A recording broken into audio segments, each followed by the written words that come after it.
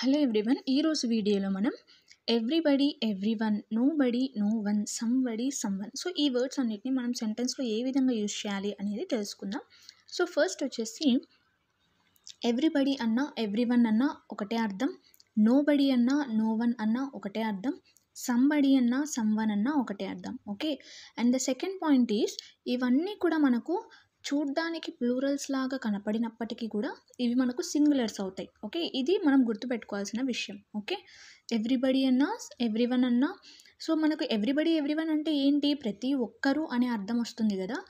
ప్రతి ఒక్కరు అనే అర్థం వచ్చేసరికి మనం ఏమనుకుంటాం? ఇది ప్లూరల్ అనుకుంటాం, కానీ ఇవన్నీ కూడా సింగులర్స్ అని మనం గుర్తుపెట్టుకోవాలి. ఓకే, సో సింగులర్స్ సబ్జెక్ట్ వచ్చినప్పుడు మనం ఏం చేస్తాం? సింగులర్ వర్బ్ని మాత్రమే యూజ్ చేయాలి. సో ఈ వర్డ్స్ ఎక్కడ కనిపించినా మనం సింగులర్ వర్బ్స్ని యూజ్ చేస్తాం. ఫస్ట్ వచ్చేసి మనము ప్రెజెంట్ టెన్స్లో ఏ విధంగా యూజ్ చేయాలో తెలుసుకుందాం. ఎవ్రీబడి ఈజ్ మై ఫ్రెండ్ అంటే ప్రతి ఒక్కరు నా friend. Everyone is my friend అన్న ప్రతి ఒక్కరు నా ఫ్రెండ్ అని అర్థం. సంబడి ఈజ్ మై ఫ్రెండ్ లేదా సమ్వన్ ఈజ్ మై ఫ్రెండ్ అంటే ఎవరో అనే అర్థం వచ్చినప్పుడు సంబడి లేదా సమ్వన్ అని అంటాం. ఎవరో నా ఫ్రెండ్ అని అర్థం. Nobody is my friend, no one is my friend అంటే ఎవరు నా ఫ్రెండ్ కాదు అని అర్థం. సో ప్రెజెంట్ టెన్స్లో మనం ఏం చేస్తాం? ఈజ్ అనేటువంటి ఒక హెల్పింగ్ వర్బ్ని యూజ్ చేస్తాం. మరొక example, everybody is coming to the party, everyone is coming to the party అంటే ప్రతి ఒక్కరూ పార్టీకి వస్తున్నారు అని అర్థం. Somebody is coming to the party, someone is coming to the party అంటే ఎవరో పార్టీకి వస్తున్నారు. సో సంబడి ఎవరో అనే అర్థం వచ్చినప్పుడు సంబడి లేదా సమ్వన్ యూజ్ చేస్తాం. Nobody is coming to the party, no one is coming to the party అంటే ఎవరు రావట్లేదు, నెగిటివ్ అనమాట. నోబడి, నో వన్ అన్నప్పుడు negative. Nobody is coming to the party, no one is coming to the party అంటే ఎవరు కూడా పార్టీకి రావడం లేదు అని అర్థం. మరొక example, everybody is there, everyone is there అంటే ప్రతి ఒక్కరూ అక్కడ ఉన్నారు. Somebody is there, someone is there అంటే ఎవరు అక్కడ ఉన్నారు. Nobody is there, no one is there అంటే ఎవరు అక్కడ లేరు అని అర్థం. సో నెక్స్ట్ మనకు మరొక క్వశ్చన్ ఏంటి అంటే వీటితో హ్యాజ్ యూజ్ చేయాలా, హ్యావ్ యూజ్ చేయాలా? నార్మల్గా మనం ఏం చేస్తామంటే I have, you have, we have, they have, she has, he has అని మనం యూజ్ చేస్తాం.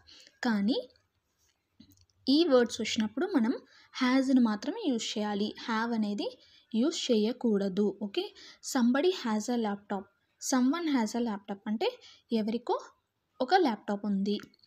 Next everybody has a laptop, everyone has a laptop అంటే ప్రతి ఒక్కరితో ల్యాప్టాప్ ఉంది అని అర్థం. Nobody has a laptop, no one has a laptop అంటే ఎవరితో కూడా ల్యాప్టాప్ లేదు అని అర్థం. సో యాక్చువల్గా మనం హ్యాజ్ అనేది సింగులర్స్కి యూజ్ చేస్తాం, హ్యావ్ అనేది ప్లూరల్స్కి యూజ్ చేస్తాం. సో ఇక్కడ మనం స్టార్టింగ్లో ఏం చెప్పుకున్నాం? Somebody, someone, everybody, everyone, nobody, no one ఇవన్నీ కూడా సింగులర్స్ అనుకున్నాం. సో ఇక్కడ మనం హ్యాజ్ అనేది యూజ్ చేయాలి. నెక్స్ట్ వచ్చేసి పాస్ట్ టెన్స్లో ఏ విధంగా యూజ్ చేయాలి? సో పాస్ట్ టెన్స్లో జస్ట్ మనం V2 ఫామ్ని యూజ్ చేసేస్తాం. సపోజ్ కమ్ అనేటువంటి ఒక వర్డ్కి మనకు V1 ఏమవుతుంది? కమ్ అవుతుంది. V2 ఏమవుతుంది? కేమ్. V3 కమ్ అవుతుంది. సో ఈ విధంగా V2 ఫామ్ అంటే కేమ్ అనేది యూజ్ చేస్తాం. సంబడి కేమ్ అంటే ఎవరో వచ్చారు. సమ్వన్ కేమ్ అంటే ఎవరో తెలీదు బట్ ఎవరో వచ్చారు అని అర్థం. Next everybody came to the party, everyone came to the party అంటే ప్రతి ఒక్కరూ పార్టీకి వచ్చారు అని అర్థం. Nobody came to the party, no one came to the party అంటే ఎవరు పార్టీకి రాలేదు అని అర్థం. నెక్స్ట్ ఫ్యూచర్లో అయితే మనం జస్ట్ విల్ అనేది యూజ్ చేస్తాం. Somebody will do that work అంటే లేదా someone will do that work అంటే ఎవరో ఆ పని చేస్తారు, ఎవరో తెలియదు కానీ ఎవరో ఆ పని చేస్తారు అని అర్థం. అది ఎప్పుడు ఫ్యూచర్లో జరుగుతుంది. Next everybody will do that work, everyone will do that work అంటే ప్రతి ఒక్కరూ ఆ పని చేస్తారు అని అర్థం. Nobody will do that work, no one will do that work అంటే ఎవ్వరు కూడా ఆ పని చెయ్యరు అని అర్థం. సో నెక్స్ట్ మనం ఈ వర్డ్స్ని యూజ్ చేసి క్వశ్చన్స్ ఏ విధంగా అడగాలి అనేది తెలుసుకుందాం.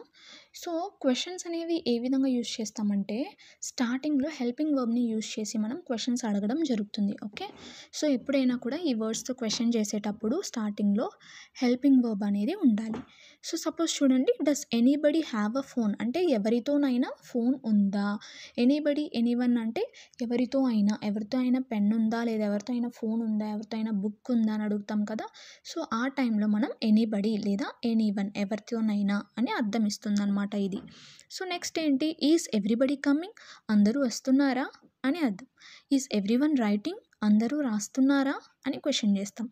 నెక్స్ట్ ఈజ్ ఎనీబడి కమింగ్ ఎవరైనా వస్తున్నారా అని అడుగుతాం. ఈజ్ ఎనీబడి స్లీపింగ్ ఎవరైనా నిద్రపోతున్నారా అని క్వశ్చన్ చేస్తాం అన్నమాట. ఓకే, సో హెల్పింగ్ వర్బ్స్ని స్టార్టింగ్లో పెడతాము, right. Next has everybody come అంటే ప్రతి ఒక్కరు వచ్చారా అని అర్థం. డిడ్ ఎవ్రీబడి కమ్, సో ఈ రెండింటి యొక్క మీనింగ్ కూడా ఒకటే అనమాట. ప్రతి ఒక్కరు వచ్చారా అని అర్థం. Okay, next did everybody eat అంటే ప్రతి ఒక్కరు తిన్నారా అని అర్థం. సో ఇది డిడ్ అంటే ఏంటి, ఇక్కడ పాస్ట్ ఫామ్లో అనమాట. పాస్ట్ ఫామ్లో క్వశ్చన్ చేయాలన్నప్పుడు డిడ్ అనేది యూజ్ చేస్తాం. హ్యాస్ ఎవ్రీబడి ఈటన్ ప్రతి ఒక్కరు తిన్నారా. Has everybody given the book ప్రతి ఒక్కరు బుక్ ఇచ్చారా. Did everybody give the book ప్రతి ఒక్కరు బుక్ ఇచ్చారా. సో ఈ విధంగా మనం క్వశ్చన్ ఫ్రేమ్ అనేది చేస్తాం, రైట్. సో ఈ టాపిక్లో మనం గుర్తుపెట్టుకోవాల్సిన మెయిన్ పాయింట్స్ ఏంటి అంటే everybody, everyone, somebody, someone, nobody, no one, ఇవన్నీ కూడా ఏంటి అంటే సింగులర్స్.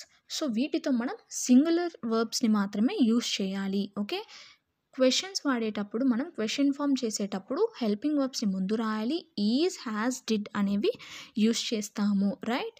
సో ఈ పాయింట్స్ని మనం ఇక్కడ గుర్తుపెట్టుకోవాల్సి ఉంటుంది.